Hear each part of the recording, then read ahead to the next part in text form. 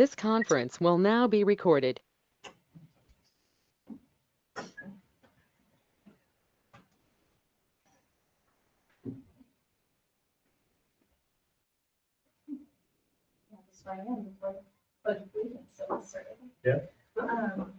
So we're going to get started with the pledge, or with the swearing in of newly elected governing body members, and then we will move on here to invocation and pledge of allegiance. We will have Christy first.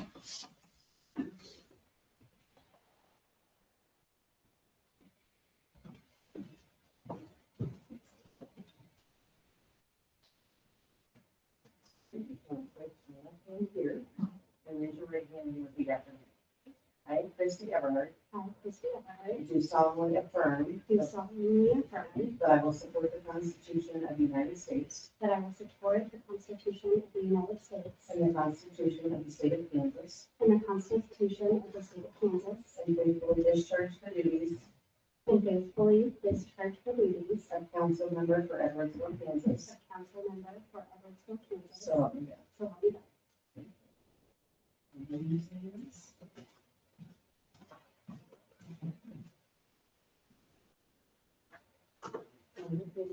No.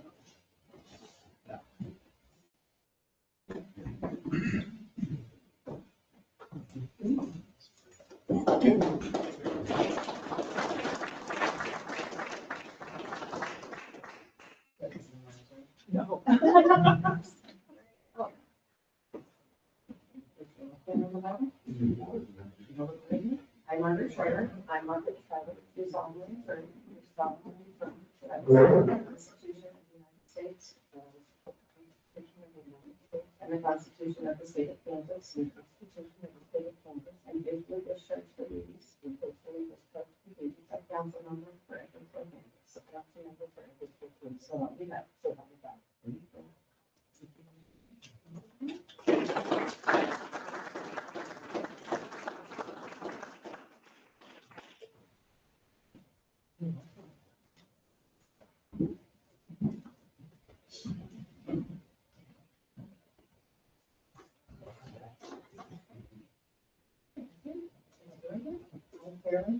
I, Carolyn Cahill, Do solemnly swear that I will, do solemnly affirm that I will support the Constitution of the United States do solemnly affirm that I will support the Constitution of the United States and the Constitution of the State of Kansas, and the Constitution of the State of Kansas, and faithfully discharge the duties of mayor for Edwardsville. and faithfully discharge the duties of mayor for Edwardsville, Kansas. So help me God. So help me God. Thank you.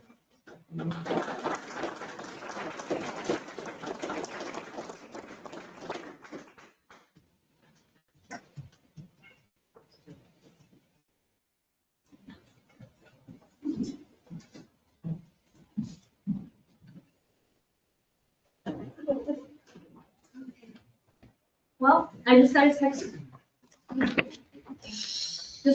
From Pastor Vernon, and he has something come up this evening. So I will just do our invitation. And then we'll move on to the pledge. The starter year off and prayer for our city and elected officials. Please join me in prayer. God, thank you so much for another year and new blessings that are coming from you for our city. God, we just pray for wisdom for our city staff, God, as they lead our whole city and budget, God, and administration. That your hand would be on our first responders to keep them safe and safe protect the residents of the city, God. That your hand would be on the elected officials, that you would guide us with wisdom, God, and justice and compassion. That we would see the needs of our community, God, and find great and creative ways to fill the needs that are here for the residents who live here, for the staff that work for God, for the first place for them, that we would be a great example even for other cities and communities around us and how your favor would go before us. God, we thank you for your wisdom, we thank you for your protection, we thank you for your blessing on the city, and your favor as we move forward in Jesus' name. Amen. Amen. Please stand for the Pledge of Allegiance and moment of silence. I I pledge allegiance to the flag of the United States of America and to the republic for which it stands, one nation, under God, indivisible, with liberty and justice for all. Thank you.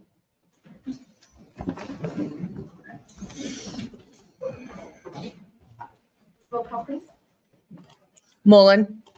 Everhart. Here. Malat. Here. Shriver. Here. Adcox. Mayor.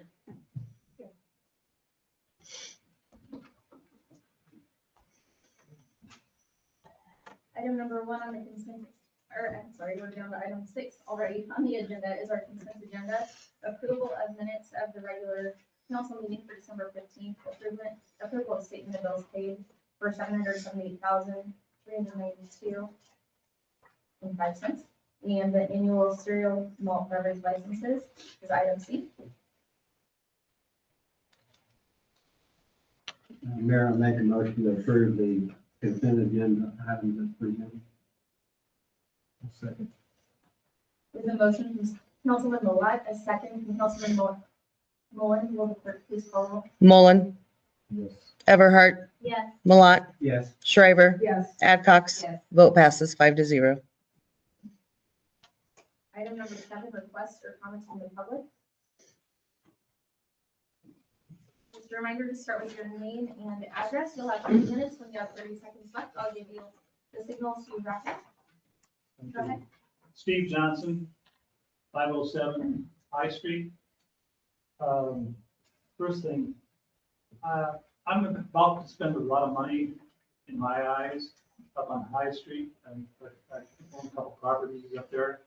I need to know who would be the planner, city planner now. I hear that Kyle's left.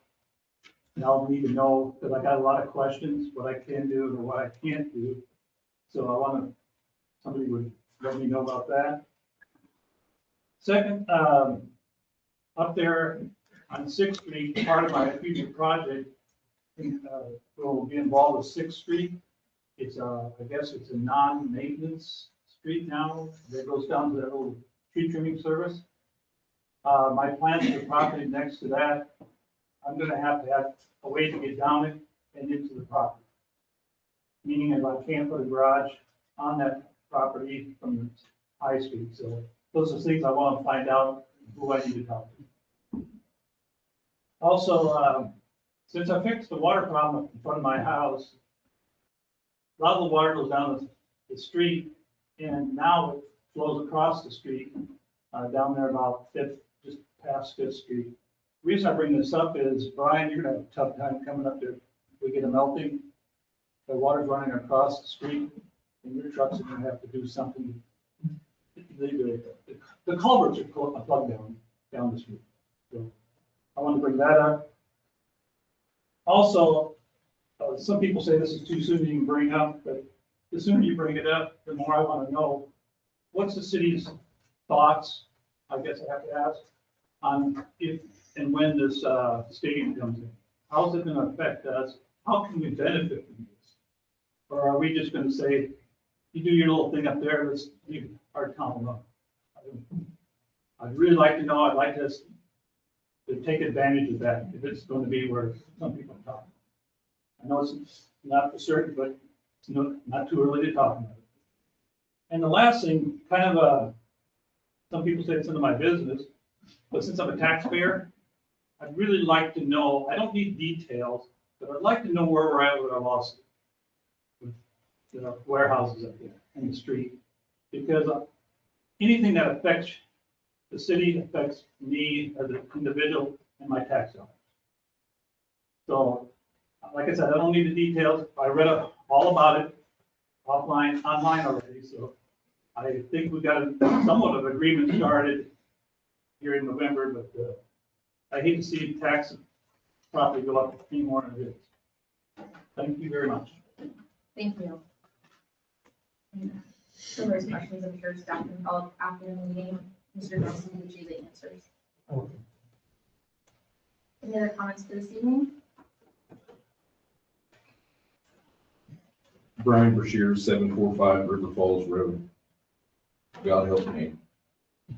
I'm terrified to be up here right now. I'm not good at public speaking. I don't want to be up here. I'm losing sleep I am stressed out beyond imagination.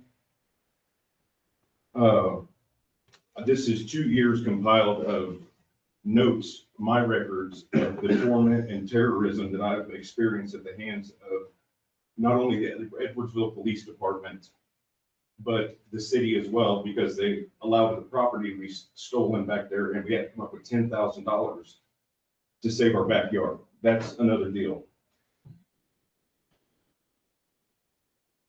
I was arrested in front of my family and neighbors. I was never issued a ticket, never. I went to court because I got sent to jail. I had to pay $300 right here. They made me walk home, completely embarrassed me.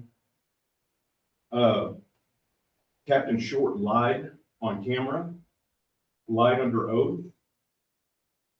And when brought the evidence saying, hey, you know, did you, and he said no, but they're continuing to paint me as the bad person.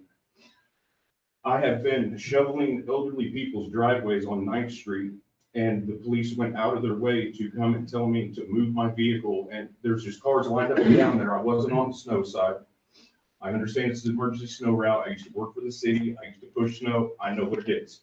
I was helping the community, but they had to come and embarrass me and make me pack my stuff up and leave and come and walk back over to finish shoveling 2 old men's driveways. My son has been terrorized 15 plus times riding his bicycle.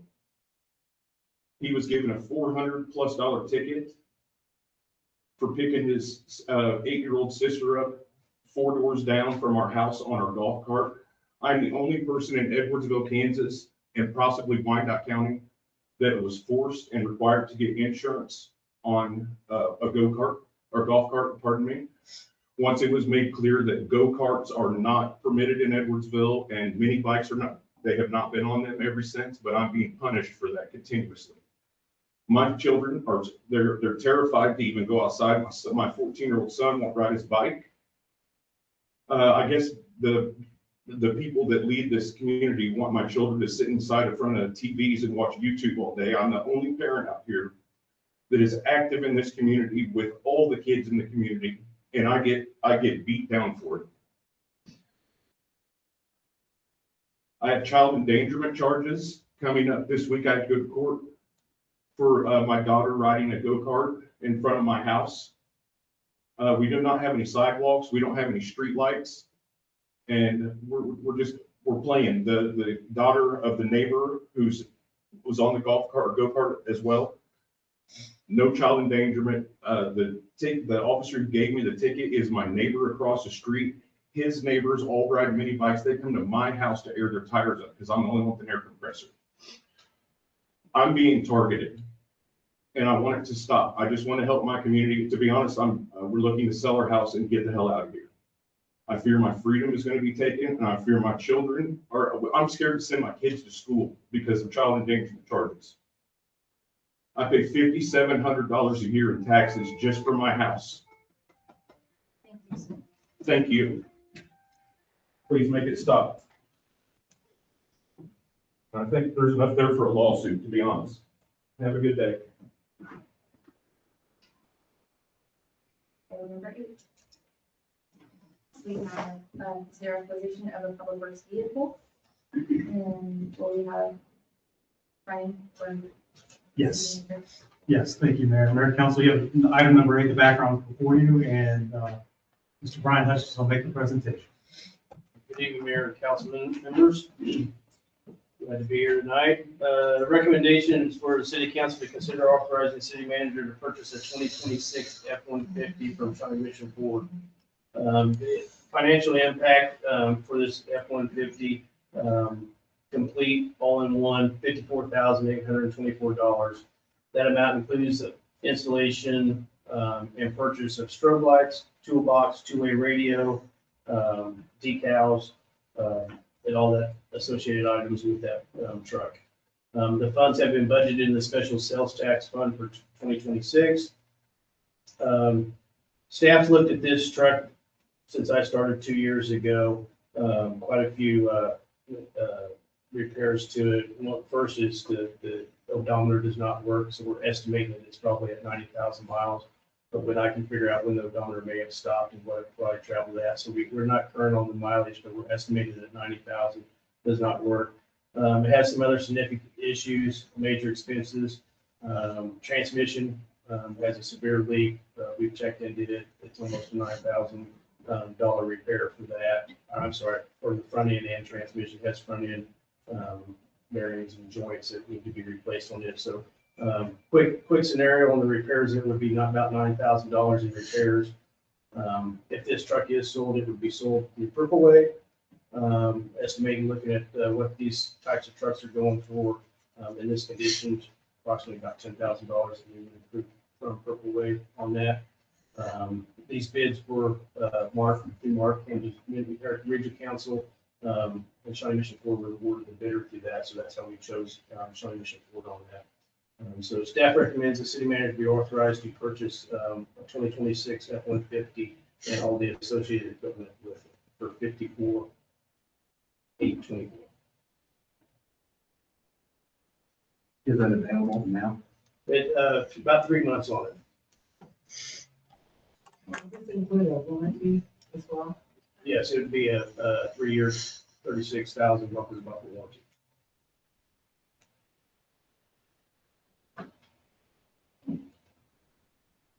I'll make the motion to approve the purchase of 2026 Ford F-150 from Shawnee Mission Ford in the amount of $54,820.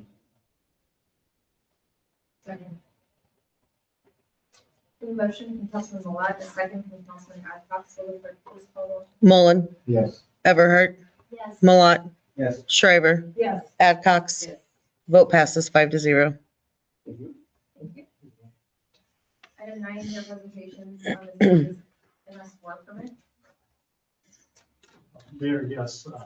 Council, you have item number 9, background before you. You have representative from Lamp Rynearson, is going to present. And this is kind of, we've had this presentation somewhat before, and we talked about ordinances that have changed that we need to update and some new ordinances. And I really believe that's the crux of the discussion today. So I'll turn it over to you. My name is Autumn Schleicher. Bring Anderson. I've been working with the city for about 1.5 years. To get you guys back into permanent compliance. And we developed a stormwater management plan and all of the sub programs that are required or part of that plan. And in order to enforce that plan, we need to also update, we need to establish a new ordinance and update a couple of the current ones.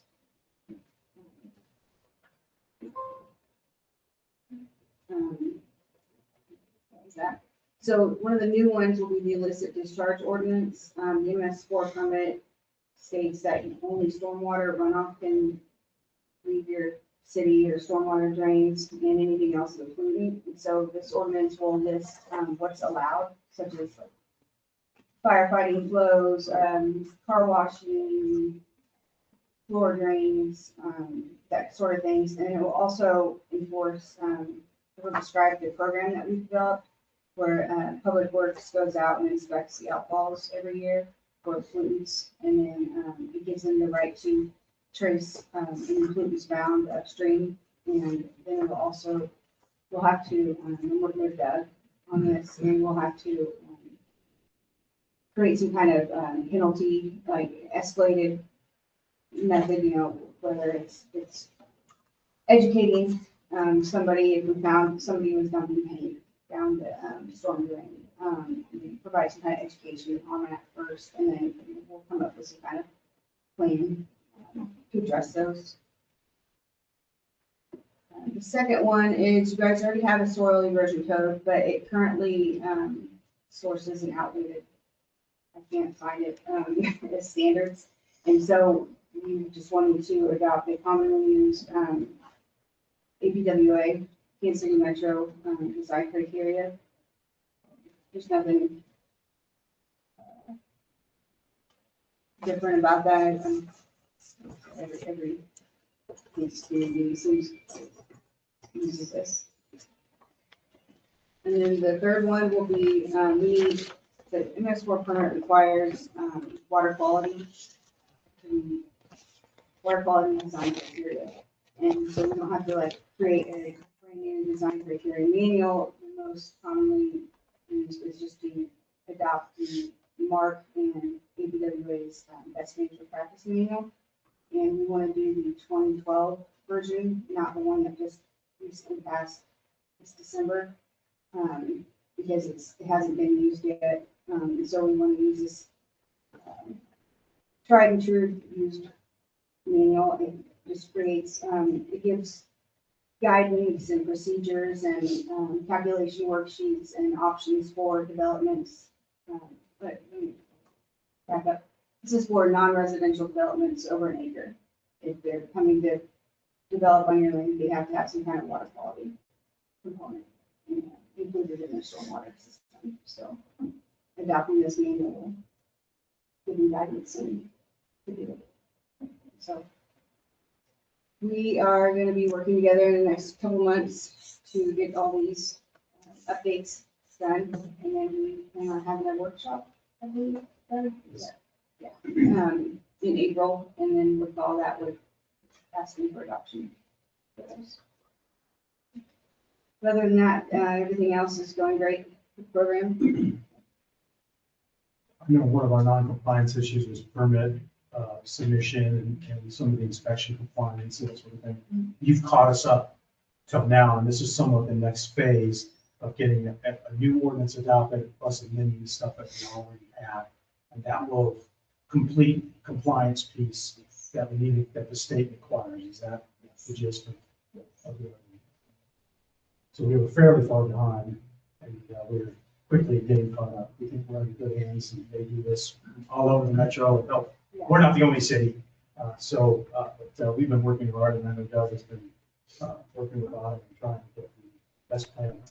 We do think it's probably best that we have a work session, half hour or so you understand what the new ordinance will be and what the changes will be, and why we're not adopting the most up-to-date standards, because they haven't been tested, quite frankly, and they are very restrictive, and we may not be ready for them.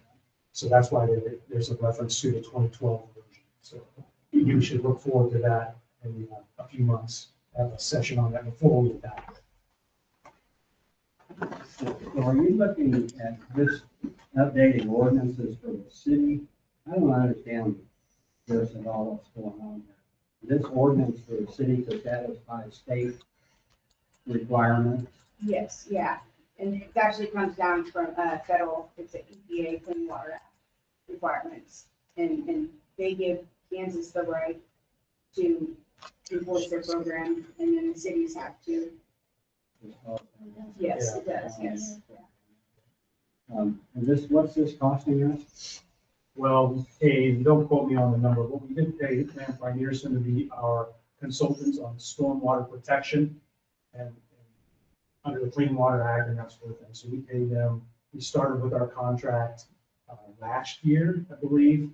Council adopted that contract. We entered into the contract with them. They're an engineering firm, and they have this division that primarily focuses on this particular piece. And so now we're under time and materials. So whatever hours they're spending on the buildings. That was a year ago. Were you here like a year ago? Yes. Okay, Yeah. That's the same question. It's been a long time ago from that. I guess we've got some places that could be issued violations at this point, don't we? Yeah, it's really about, there's a certain amount of rain, and then we go and test certain areas, or if we have a report of, somebody may have dumped paint and that sort of thing.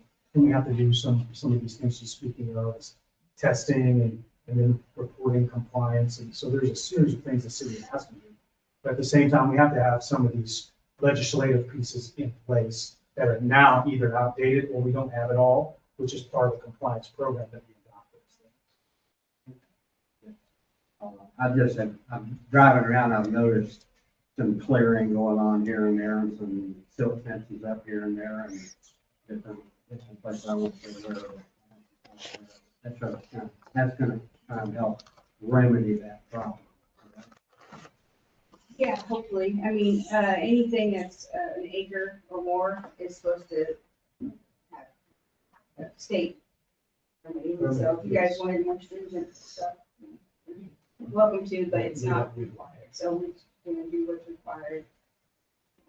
Is there a real super hurry on this, or is April going to let me know? Yeah, we needed we need this to get out of KDH's radar, so.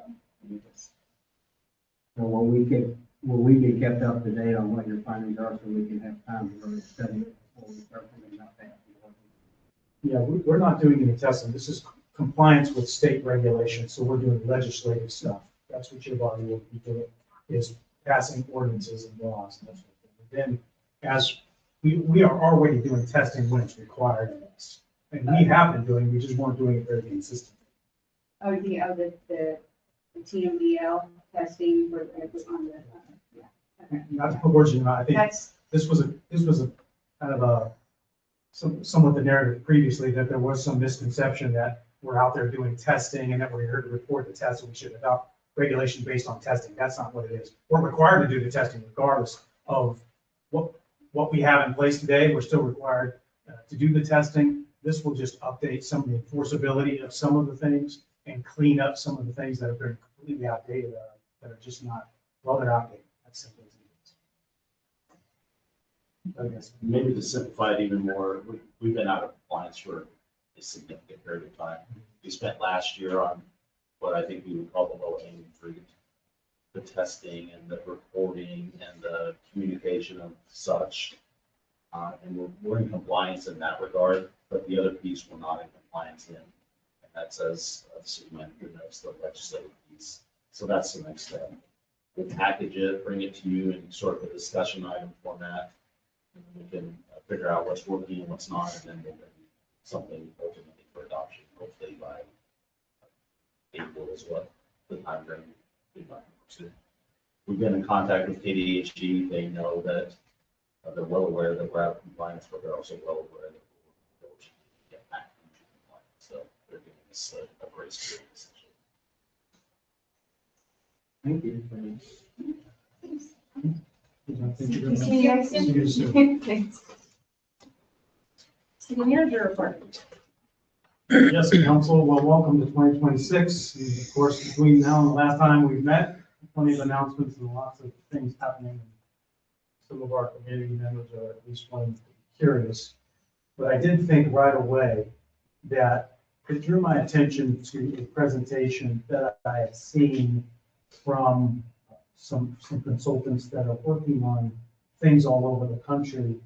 And what I liked about what they were doing is the visible presentation. So we can talk about development all day long and what we think might go to a certain land or that sort of thing. And we're waiting on the developer to tell us what it is. I think we could approach these individuals, they're consultants, they're experts in their field. And what they do is give us a visual of this property could be developed like this. Not just one scenario, but a couple of them. They kind of give you an idea of this land use could be this. So we have this land use regulation and legislation, right? We have that. We update that as well, but we have it. And that says something, but visually we may not be able to see it. And what I really liked about this, they took that and then they applied it to a land. Let me give you an example. In South Dakota, I believe is where they were working, and they had a hospital way on the edge of this very small town.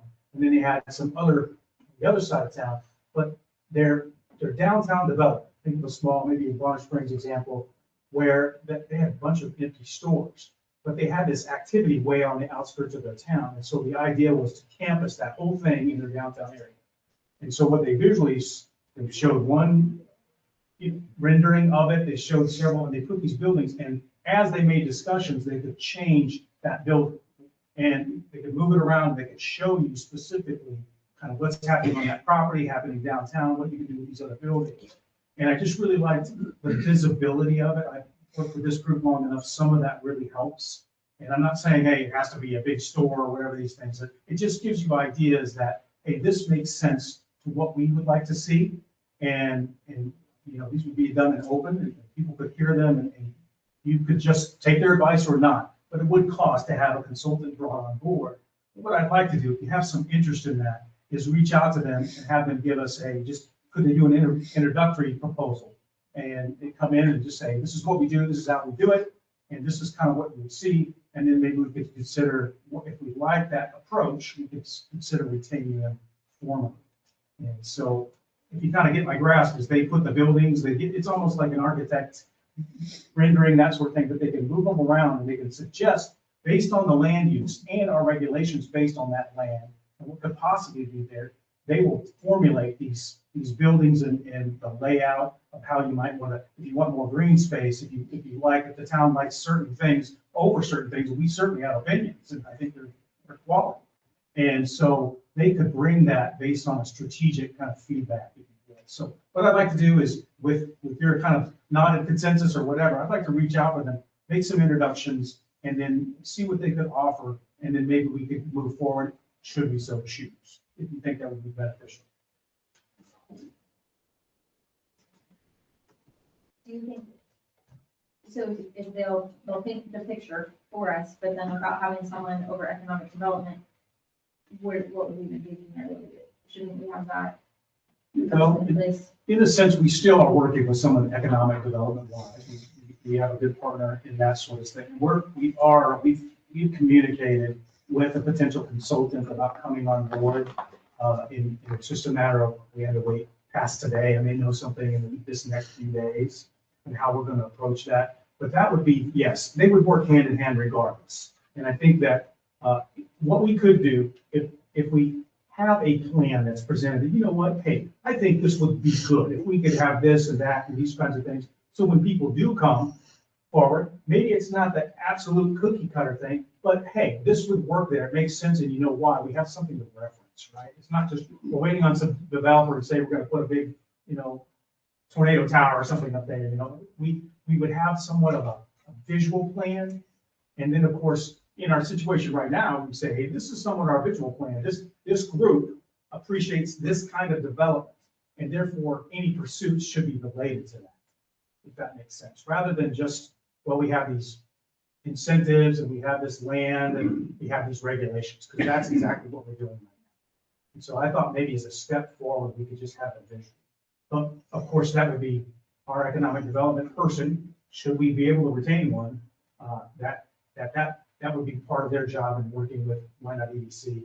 But it's the same message to them as well. If you have contacts, which a lot of people reach out to them first, this is somewhat that we're seeing and that we like, and we did our due diligence to get there.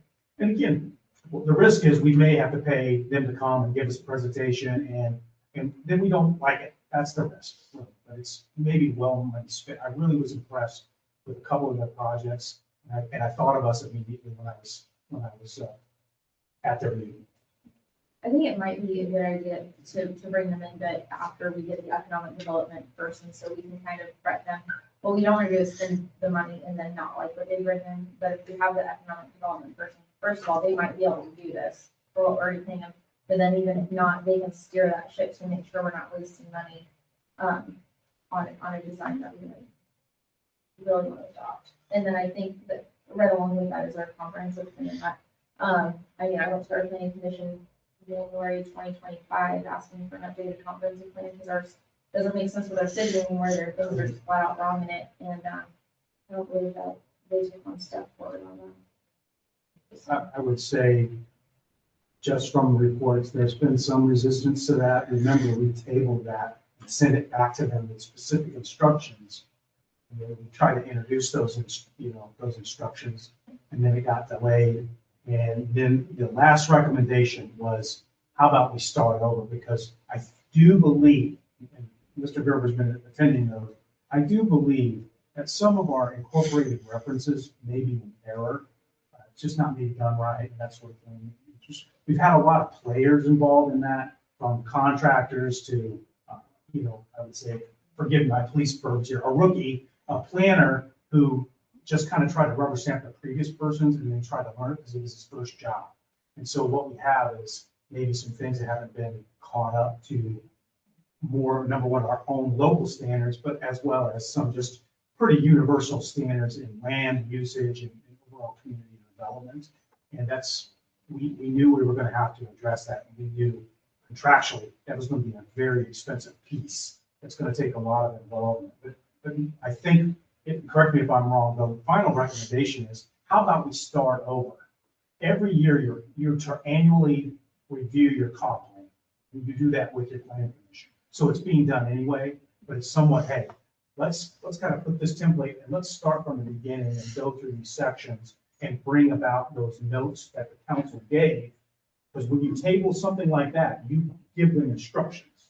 And I thought we were very clear on the instructions, but it's just stumbled for a number of years. So I think our plan is, at this point, unless we bring somebody in, they have a different recommendation, but 3 of us have been pretty intimate with those regulations and the approach in that particular plan, and it needs improvement, it needs help. I think comp plan and economic development professional would be the first 2 steps before we do the Okay. spend money on a design. I mean, and then have something to work with, so they have kind of a foundation.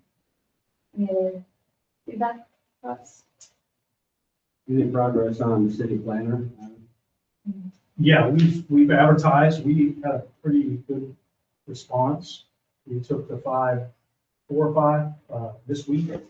Towards the end of the week, we're interviewing some pretty good resumes anyway, so we think we'll be moving fairly quickly. We've already interviewed someone that we are waiting for them to have a decision on another job, temporary or whatever their situation was. So we may be in a position where we can combine the 2.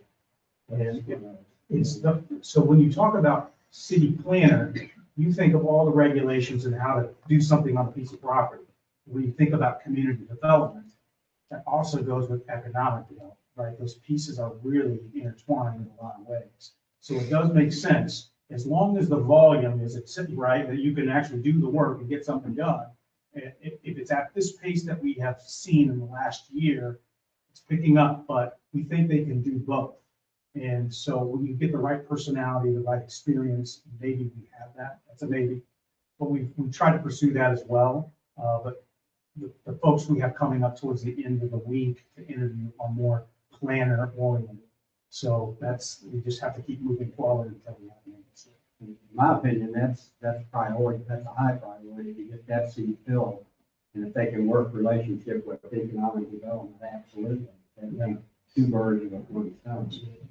And as with the conversations that I have with a lot of the public, why aren't we building something here?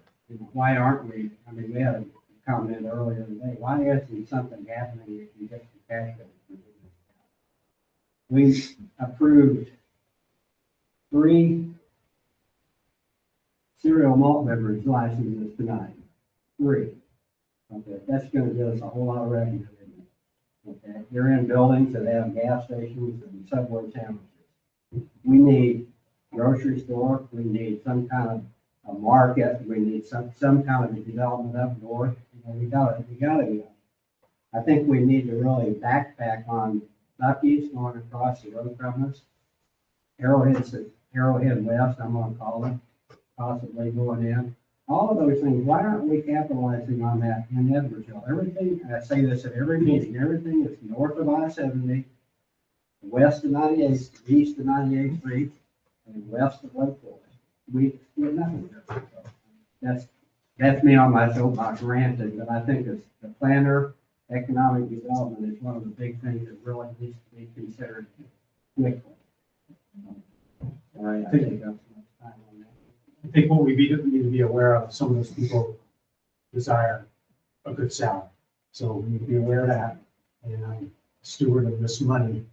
But it is a priority.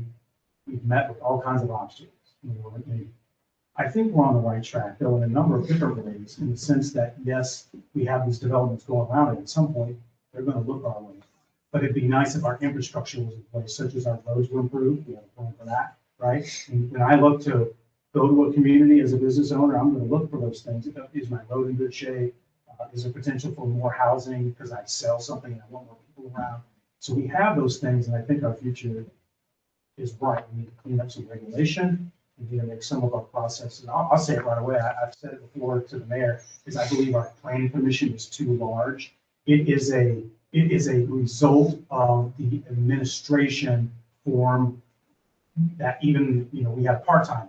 So the planning commission was built in such a way, such a long time ago, that there was no other really true staff. Again, a contract planner, those sorts of things. But we have that to where, number one, we could simplify these processes very quickly because some are staff already. we could just easily do this thing. But it gets to be this process, and the next thing you know, I'm here to do this one thing, says the permit holder. I just want to do this one thing, which we could probably take care of. But then the commission meeting is canceled to the next month, these kinds of things. Or the timing is such, you got to wait for 45 days, and then there are these other things that you have to go through. And that is specifically designed on a different form of government. It's just old design. And as the city has progressed into different things, we just never have dealt with that. I do think I think the commission overall, the number of people is a little large. We can do some surveying, but I felt just chattering out there is that ours is a couple too big, that sort of thing. And regulations kind of support that because they're also, arduous, quite frankly. And so we should take a hard look at that as probably a priority. It's already on our priority list anyway. And we know that the comp plan is updated. We know there's some obstacles to that. This is not about the people who sit on that board. It's about the size, the makeup, and what their duties really are. That's all I'm saying. We could probably be more efficient and more effective in service delivery should we make some changes.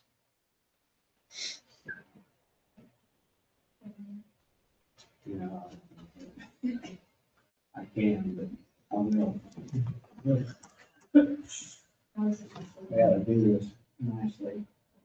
I've looked at, I went back and looked at 3 or 4 minutes of past planning commission meetings. And there's been like 3 or 4 members show up to the meetings when there's how many on it? 7. It's bigger than the So basically what we're looking at, and I'm not trying to disrespect anybody whatsoever because they're volunteering for the city and it's a noble thing that they're doing. But 4 people can't make those decisions.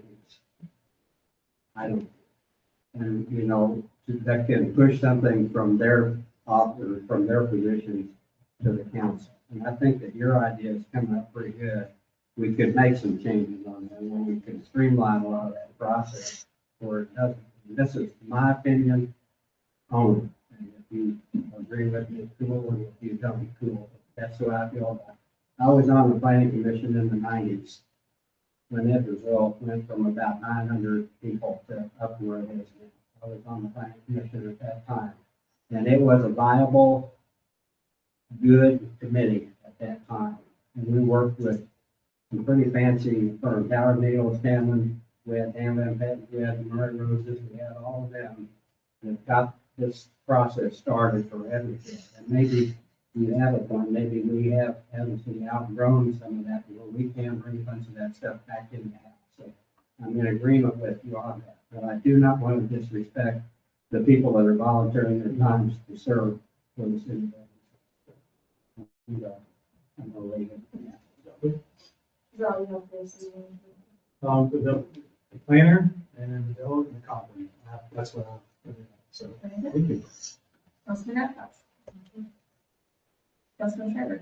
Yes, a couple of things in regard to the presentation, the MS4 permit.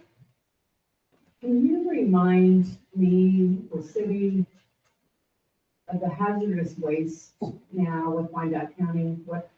If we live in Edwardsville and we want to do that, we have to pay ourselves? No.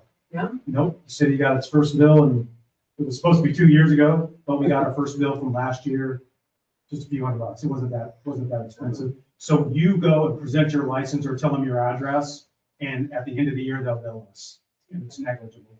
Maybe do a reminder for people, We sure because I can. think that was a misconception. Yeah. It just somehow, whenever, I don't know when we can or on the website, somehow just remind people that way, they have that can of paint, they'll take care of it the right way. It's not dry, take it over there. That's right. Right. And so you just present your license, you give the address, and then they will bill us at the end of the year. So It's like once a month, isn't it? yeah, you can go, It's like 6 times a year.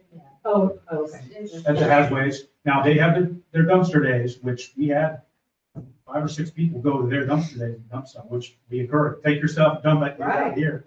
So we have, and then their yard waste.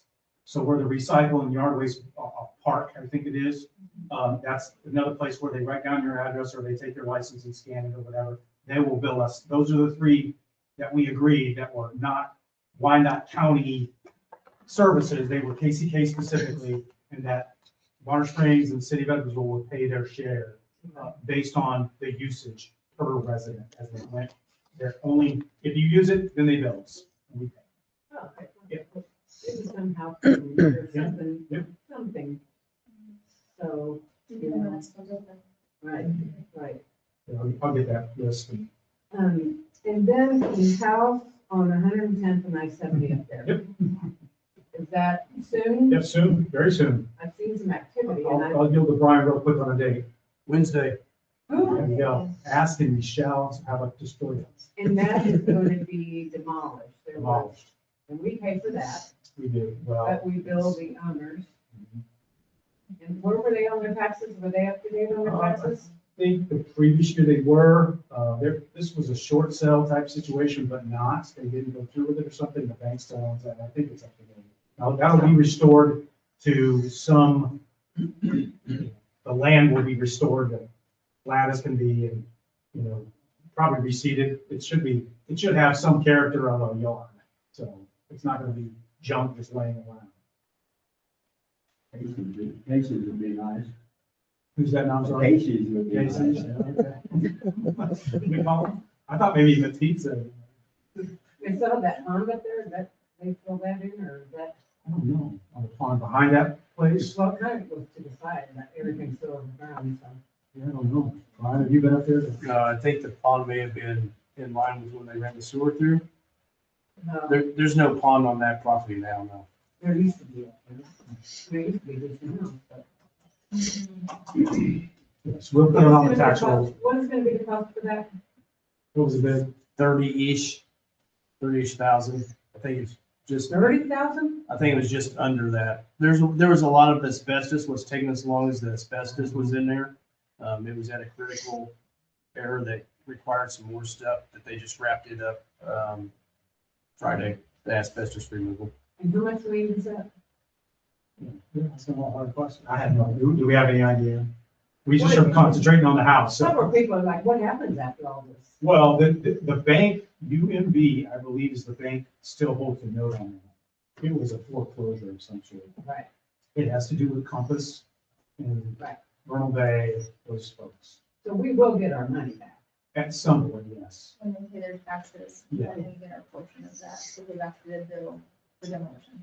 Oh, that was nice, if they sold it, okay. Well, they could pay it at any time. It'll be on the tax roll. So Right. it couldn't transfer title without that being. Correct. Until if we don't pay it, then it sells and then they pay it. Somebody. Right. Okay. All right, that's exciting. Whew. Till the next, Well, I, in the fall, everything grew over it, you didn't even see it anymore, so. Maybe the last one I asked. And once again, I'd like to thank Mayor Cahar for organizing and running the mobile pantry this last Saturday.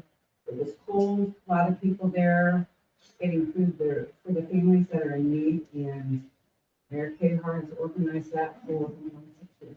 So, I'd like to thank her for that. And Happy New Year, everybody, excited, I think we've got a lot of good things coming in store for us this year. A lot of good projects going to happen, and I am, and I think we'll be able to answer some of his questions. Okay. That's all I have. that's good. Councilman Bullock? A couple things. I got a concern, my own concern, and that's sometimes when there's accidents on 435 southbound around Kansas Avenue, traffic is routing off to Kansas Avenue, and they're hitting 98th Street, and they're coming down 98th Street in mass quantities. Is there any kind of a different plan that could be made if there's an accident in traffic that's rerouted? Maybe the police can answer that question or something. But 98th Street is so narrow, and a lot of times there's just strangers who don't realize how narrow that road is, and they're dipping down there pretty quickly. They're kind of lost anyway, because they've been taken off at 435. Is there, I think somebody should look into that, as far as maybe Edwardsville or the state, Highway 4 or somebody. I don't know if anybody's ever run into that before or not. But if there's accidents or road construction, people come off and they go down 98th Street. pretty dangerous. I'm surprised that there hasn't been anything happening there so far. That's just something that I've noticed. Is there anything going on with water line situation going up Pine Street? Is there any kind of progress on that? There's not been an update. They did have a plan. The first initial plan was to install that fire hydrant at the corner. And Fifth and High? Fifth and High, yes. And they did that in the summer, so they're probably back on their summer projects. It was going to be a 26 project, maybe. They had to study the main first. They moved one of the concerns was whether or not we had access to a fire hydrant in that area. Somebody said they removed one to clean out, hydrant wasn't firefighting hydrant. So they installed that new one in the corner. And so the next step would be then, hopefully in their spring projects, to extend that main up the hill. It's on somebody's radar. Yeah, absolutely, yeah. It's funny what you notice when you're out driving around. The other thing, Brian, is you're here still, is what's left on the public works building to be completed? On the new parks The building, new building. on the new building, it's just a small punch list that Morton needs to do on some gaps in the trim pieces and stuff. I'm just curious. I think it was sent, I noticed something in the minutes that we didn't do. And I'm still concerned with possible closure of 32 Highway. Whenever that's supposed to be happening in the next year or two. And is there any kind of news or anything? Nothing new. You saw all of the flags, the utility flags, that's a part of that. And probably another project as well. We got to figure out where things are in conflict first. Maybe something for our state representative to consider.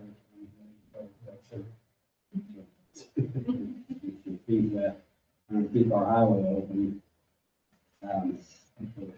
I do have the light box down at the park, the new light switch box down there. Can you get some concrete around that? The big box there. Yeah, the new light for the pickleball court. Think you could pour a slab down there? Oh, like a walk path over to it. Yeah. That's in the plans to do, yes. And then the last thing was, on the trail project, you said that there's land acquisition or easements or whatever. What's Spectrum got to do with that? You're talking about the Edwardsville connector, which is Yeah, what we call Townsend. I just noticed that it, you said you're UP Railroad and BPU and Spectrum. Spectrum, Charter Communications. Some of the infrastructure is titled under Charter, and Spectrum, one and the same, but not same company. So they have to relocate things out of the way. So if we're talking about on 9th Street, there would be property acquisition for the sidewalk that exists on private property. And so they dedicated that over to us. There is a conflict with a meter that's privately owned, but to move it, it's the city's expense. We're doing some measuring to make sure that it meets DOT standards as a setback, because if it does, we're going to put the manhole cover right in the sidewalk, because it's very expensive, because it has to be moved inside that building on our line. So, it doesn't expand. So, and neither do you guys, because it's very expensive. So we could, you see sometimes we have in one of our sidewalk projects, there are manhole covers and things there in the sidewalk. There's a one on the side. I just, when Spectrum came up, I thought, what's Spectrum done? Well, if they're on a pole, some of those share poles, we got an AT&T line down on Richland Avenue, that's in total conflict, and their response was, we're not gonna move it. If you hit it, just let us know. So, but Spectrum serves us. I mean, this is served by Spectrum a number of places around. Took a while, Yeah, and I don't know if they're underground, I don't know if they're underground. And I think the conflict on the sidewalk one would be the northwest corner of 9th and Blake is a big Spectrum communication box in the ground. It's actually in the ground. It's in conflict with the sidewalk. Just as an aside, and I didn't mention this in the note, this thing has been pushed again to next year. That's in 2027. Yeah, more than likely. I'll know fairly soon. It's just a mess. Part of it's the pedestrian bridge, which is at the park, crossing the creek. Would it be better just to do it on our own without this? Not this one. It would be, this is nearly $1 million, so it's. Yeah, if had we started and we'd had a plan to find maybe bonded or something, and we thought it was worthwhile, yes, because the delays are about KDOT standards on the sidewalk. We are slowing it a little bit because we do, as you know, Ellen, that we are trying to tie that in with the sidewalks and some of the construction on this property, because the trail goes all the way around this property. And we don't want a big iron truck to deliver something and bust up the sidewalk. And we have some repairs to the apron, which is on the east side of the fire department, it's concrete, that we'd like to have adjusted at the time that that contractor comes through. So timing is a little bit, but I thought we'd have it done last November. So it's been on a plate a long time. With that, how's Richmond project coming? Progressing very well. We met with the inspectors today who are going to maybe retain their spendy product. But we've met with the contractor. We have subcontractors down there now for the utility companies doing a number of different things. We have, again, I mentioned AT&T. They may only serve 1 or 2 people. So if it's knocked out, they won't really worry about getting a whole crew to move it just yet. So we have AT&T. We had to buy.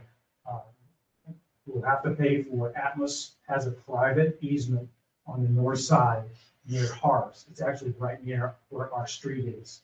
There's a private street that's right there, or a public street that's right there at her property. And on that north side, there's a private easement that they own.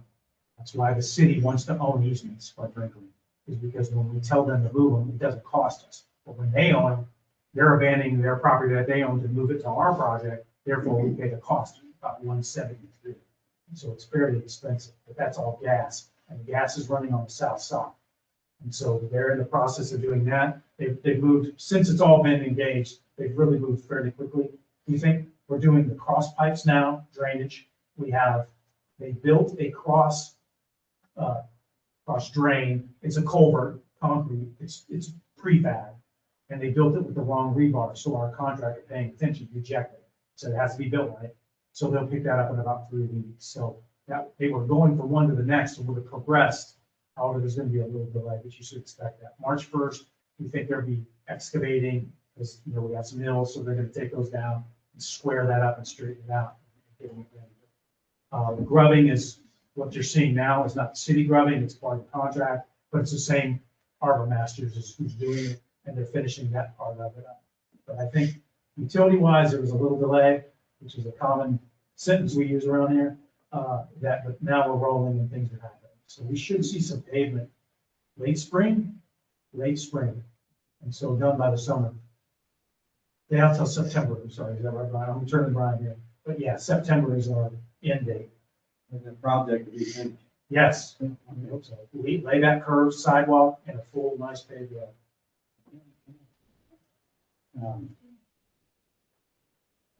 Sean Fowler, 12:15 council meeting's not online.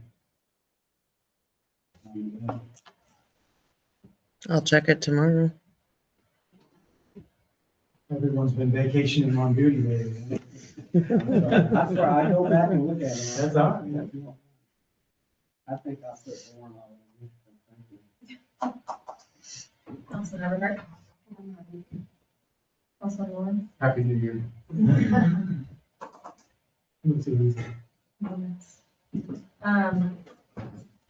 Just quickly, I heard there was a couple of concerns with the city park, bathroom, vandalism, and some cracking even already on our new surface of the pickleball courts. So just hoping we can look at maybe, hopefully there's a warranty or something for all that we could do the surface of that. And then potential, looking at, maybe we could get some cameras down there. We can't put cameras in bathrooms, but we could sure put where you can see who's walking in.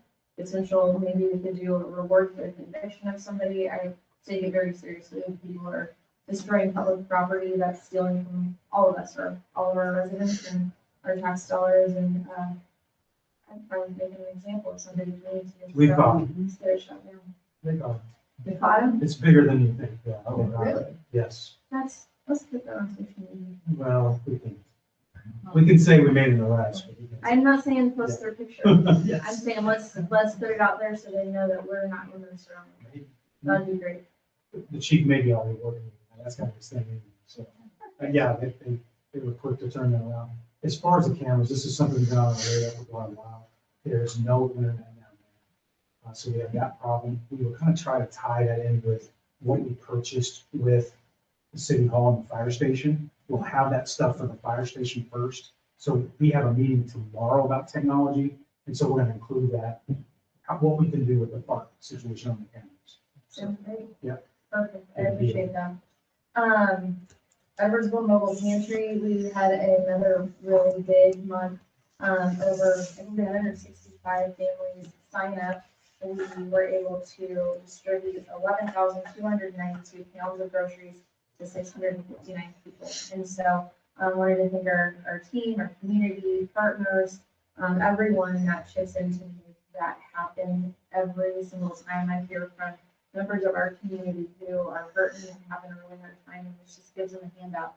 And so thank you to everyone who makes that happen. We got a lot done in 2025, and so I'm hoping within the next 2 meetings to do like an update on like a recap for 2025, maybe some goal setting with our governing body to discuss what do we want to see for 2026 goals. Congratulations to our re-elected and newly elected council members. Public service is it's a ministry to the community. It's what is serving, and so there's very little thanks for it, and just a lot of time and a lot of commitment and a lot of sometimes negative, and so just wanted to take an opportunity to thank you guys for your willingness to serve and congratulate you on getting elected. So thank you so much. Have a happy new year. Well.